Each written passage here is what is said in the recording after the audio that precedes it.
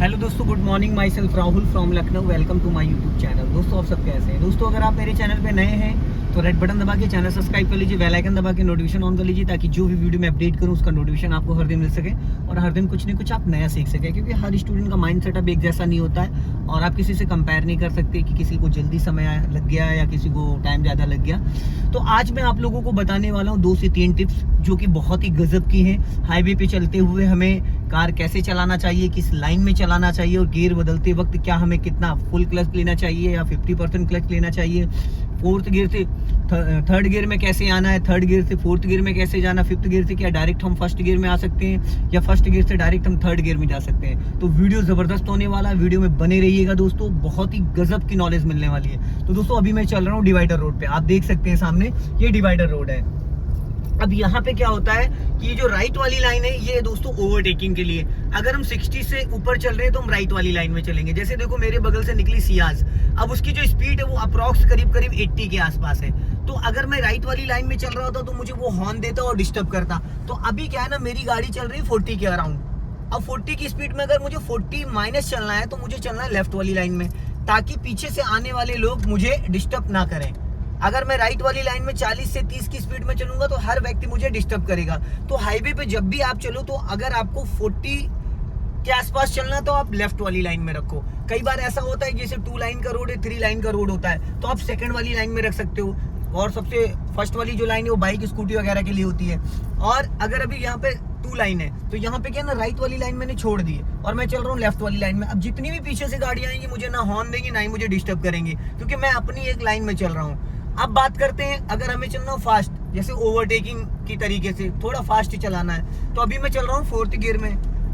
मैंने अभी स्पीड बढ़ा दी और जो 5th गियर डालना है तो वो मुझे डालना है 60 के बाद, 60 के बाद। और स्पीड बढ़ाते वक्त भी हमें किन किन चीजों का ध्यान देना, अचानक एक्सीलेटर नहीं दबा देना, धीरे धीरे धीरे धीरे इक्वल प्रेशर से आपको स्पीड मेंटेन करना। अभी 60 हो गई, राइट वाला पैर मैंने ब्रेक पे रखा और क्लच दबा के इसको कर दिया मैंने 5th गियर में। इंजन में जरा सा भी साउंड नहीं है। जो जर्किंग आती है, आपने कभी नोटिस किया होगा, जो नए लोग जब गियर चेंज करते हैं इंजन बहुत ज्यादा वाइब्रेट करता है। वो क्यों करता है? क्योंकि उनका क्लच और उनका एक्सीलेटर मैच नहीं हो पाता है। इंजन में जरा सा भी साउंड नहीं आना चाहिए। अभी मेरी गाड़ी चल रही 60 के ऊपर, अब 60 के ऊपर मैं चल रहा हूँ और सपोज मुझे गाड़ी स्लो करना है। देखो जब हम गियर डाउन करते हैं किस तरीके से करते हैं और जब अप करते हैं, तो अभी मैं 5th गियर में जा रहा हूँ, सामने आ रहा है चेक पोस्ट। अब मुझे गाड़ी स्लो करना, मैंने ब्रेक से गाड़ी को स्लो कर दिया। अब गाड़ी की स्पीड आ गई है 40 अप्रॉक्स। मैंने गाड़ी लेफ्ट वाली लाइन में ले ली। अभी मैंने यहाँ पे ब्रेक लिया, क्लच नहीं लिया, क्योंकि मैं 5th गियर में चल रहा था।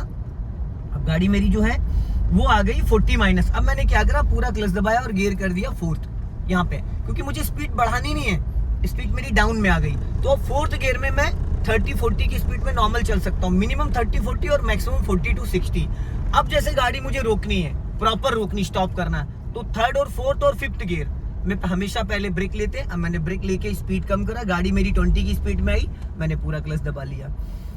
3rd, 4th, 5th गियर में कार कभी भी अगर आप रोकते हो तो पहले ब्रेक लगाते हो, ब्रेक लगा के गाड़ी को धीमा करते हो। गाड़ी जब 10 to 20 की स्पीड में आ जाए फिर आपको पूरा क्लच दबा के देन ब्रेक ले लेना। गाड़ी अभी यहाँ मेरी 4th गियर में। अब मैंने क्या करा, डायरेक्ट 4th से मैंने कर दिया इसको 1st गियर, क्योंकि 5th गियर से डायरेक्ट हम 1st गियर में आ सकते हैं कार को स्टॉप करने के बाद, बट 1st गियर से डायरेक्ट हम 5th गियर में नहीं जा सकते, क्योंकि 1st के बाद 2nd, 2nd के बाद 3rd, 3rd के बाद 4th, 4th के बाद 5th। तो अभी हमने 4th गियर से डायरेक्ट 1st कर दिया। अब गाड़ी धीरे से मैंने बढ़ा दी, राइट का मैंने सिग्नल दिया, राइट वाले ORBM को चेक किया, क्योंकि राइट साइड से गाड़ियां बहुत तेजी से आ रहे हैं। अभी मैंने सिग्नल बंद कर दिया, मैंने स्पीड मेंटेन करी, गाड़ी मेरी 20 की स्पीड में आ गई। मैंने राइट वाला पैर ब्रेक पे रखा और क्लच दबा के फट सेकंड। जो गियर चेंज करने का प्रोसीजर होता है, टाइमिंग, वो 2 से 3 सेकंड होती है। हमने इधर पूरा क्लच दबाया कि गियर चेंज हो जाए। कुछ लोग क्या करते हैं, जैसे अभी मैं आपको बताता हूँ, मैंने स्पीड बढ़ाई 30, मैंने राइट वाला पैर ब्रेक पे रखा, अब धीरे से प्यार से क्लच दबाया, अब गियर को पकड़ा, अब हल्का सा गियर हिलाया और डाल दिया 3rd गियर। अब गाड़ी की स्पीड आ गई 20 माइनस, 20 माइनस आ गई। अब अगर मैंने क्लच छोड़ा तो देखो इंजन का साउंड, इंजन कर रहा है गड़ गड़ गड़ गड़ गड़ गड़, क्योंकि उसको स्पीड नहीं मिल पा रही है, क्योंकि मैंने बहुत ज्यादा टाइम ले लिया। जो टाइम लेना चाहिए था 2 से 3 सेकंड, तो मैंने कम से कम 10 से 15 सेकंड ले लिया। अब स्पीड आ चुकी 20, स्पीड आ चुकी 20। तो इस तरीके से क्या होगा, जब आप गियर चेंज करोगे तो जब क्लच को रिलीज करोगे तो इंजन पे लोड पड़ेगा। अब मैं अगर एक्सीलेटर दे रहा हूँ तो देखो इंजन गड़ गड़ गड़ गड़ गड़ कर। तो जो आपकी टाइमिंग है गियर चेंज करने की, ये बहुत इंपॉर्टेंट है। गियर चेंज करने का जो तरीका होता है, जैसे देखो मैंने स्पीड अभी बढ़ाई, थर्ड गियर में चल रहा हूँ, मैंने स्पीड बढ़ाई, जैसे 40 क्रॉस किया मैंने, राइट वाला पैर ब्रेक पे आया, क्लच दबा के देन फोर्थ। 2 सेकंड लगते हैं, 2 से 3 सेकंड मैक्सिमम। 5 सेकंड से ज्यादा अगर आप लेते हो गियर चेंज करने में, शिफ्टिंग में, तो आपकी गाड़ी की स्पीड डाउन जाएगी। अब मैं यहाँ पे चल रहा था 4th गियर में, मैंने ब्रेक लिया, गाड़ी को मैंने स्लो किया, गाड़ी जैसे 20 की स्पीड में आई, अभी मैंने क्लच नहीं लिया, 20 मैंने पूरा क्लच दबाया, देन ब्रेक ले लिया। ब्रेक भी मैंने धीरे धीरे लिया, इक्वल प्रेशर से। ये नहीं कि गाड़ी, कुछ लोग अचानक ब्रेक लगा देते, पूरी गाड़ी में जर्किंग आ जाता है, झटका नहीं लगना चाहिए। अब मैंने इसको न्यूट्रल कर दिया। फर्स्ट गियर से अगर आप चलोगे तो फर्स्ट से सेकंड, सेकंड से थर्ड, थर्ड से फोर्थ, फोर्थ से फिफ्थ। डाउन करोगे तो डाउन करते टाइम आप स्पीड के अकॉर्डिंग, अगर आप 60 की स्पीड में जा रहे हो, 60 की स्पीड से आप अगर आगे 20 की स्पीड में, तो आप 5th गियर से डायरेक्ट सेकंड गियर कर सकते हो, पर फर्स्ट गियर से डायरेक्ट आप 5th में नहीं जा सकते हो। अब जैसे मैंने स्पीड मेंटेन करी, ये सेकंड गियर कर दिया, फिर थोड़ी सी स्पीड बढ़ाई, गियर चेंज करते वक्त राइट वाला हाथ ये मैंने 3rd गियर कर दिया, फिर मैंने थोड़ी स्पीड बढ़ाई, अब यहाँ पे मैंने कर दिया 4th गियर। अब यहाँ पे आ गया स्पीड ब्रेकर। अब मैंने क्या करा, ब्रेक लगा के स्पीड कम करी, अब डायरेक्ट मैं 4th गियर से आ गया 2nd गियर में, डायरेक्ट मैंने कर दिया है 2nd गियर, 4th गियर से 2nd, क्योंकि गाड़ी मेरी 20 माइनस आ गई। 20 माइनस का मतलब है कि 2nd गियर, अगर मैं 30-40 होता तो मैं 3rd गियर कर लेता। फिर मैंने स्पीड मेंटेन करी यहाँ से, अब मैंने 2nd से कर दिया 3rd, वापस स्पीड मेंटेन हो गई, फिर 40 क्रॉस किया, फिर 4th गियर।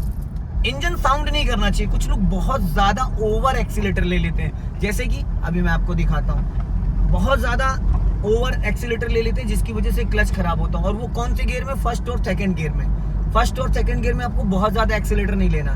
अभी मैं चल रहा हूँ 4th गियर में, मैंने स्पीड बढ़ाई, राइट वाला पैर ब्रेक पे ही कर दिया मैंने 5th गियर। जैसे जैसे आप गियर बड़े गियर में चलते हो, 4th 5th गियर में, इंजन का साउंड बहुत कम हो जाता है, बहुत डाउन हो जाता है, एकदम स्मूथ हो जाता है।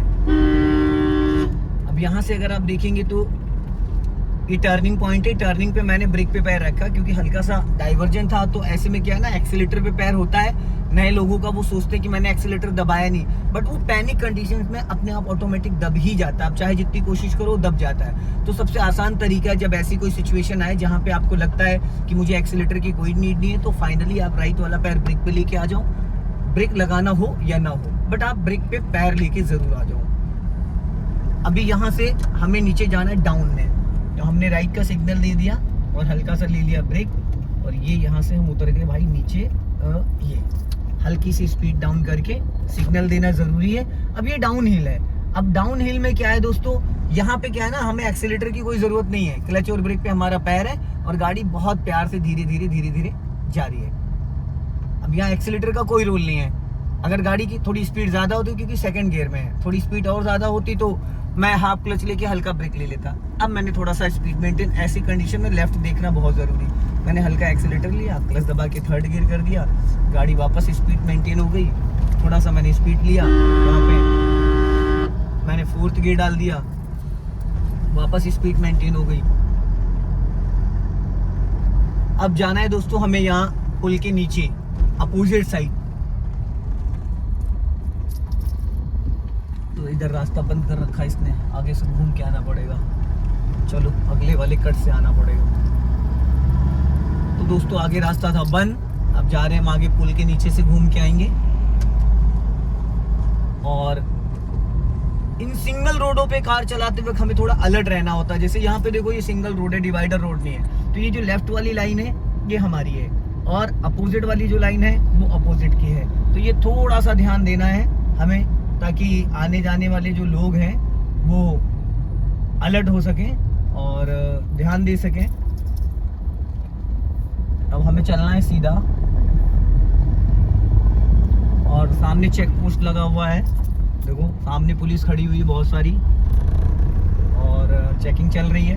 अब हमें सामने हमारी गाड़ियां जा रही बहुत सारी, और ऐसे में हमें थोड़ा डिस्टेंस मेंटेन करके रखना है अगली गाड़ियों से। अब जैसे मेरे सामने क्रेटा जा रही है, तो क्रेटा से और मेरी गाड़ी के बीच का जो फासला होगा लगभग 10 मीटर का, क्योंकि मेरी गाड़ी का जो बोनेट है वो करीब 9 फीट के आसपास है। इसकी जो लंबाई है 13 फीट और 12 फीट की तो हैचबैक वाली गाड़ियां होती हैं। अब यहाँ आ गया गोल चक्कर, और यहाँ से हमें टर्न करना है।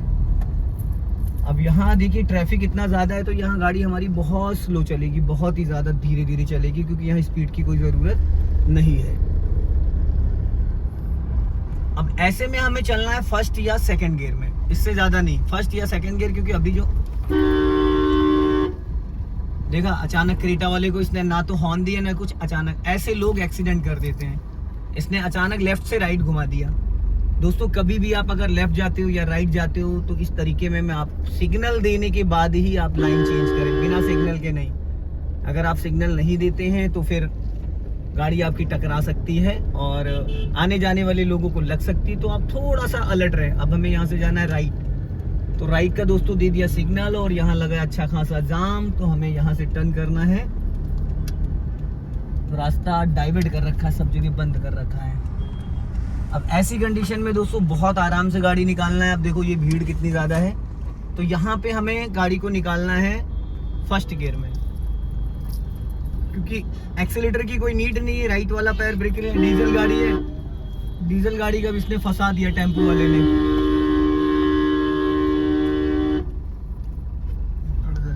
ये फंसा दिया इसने। ऐसे लोग ब्लॉक करते हैं ना रास्ता। अब यहाँ से चलना है दोस्तों हमें राइट।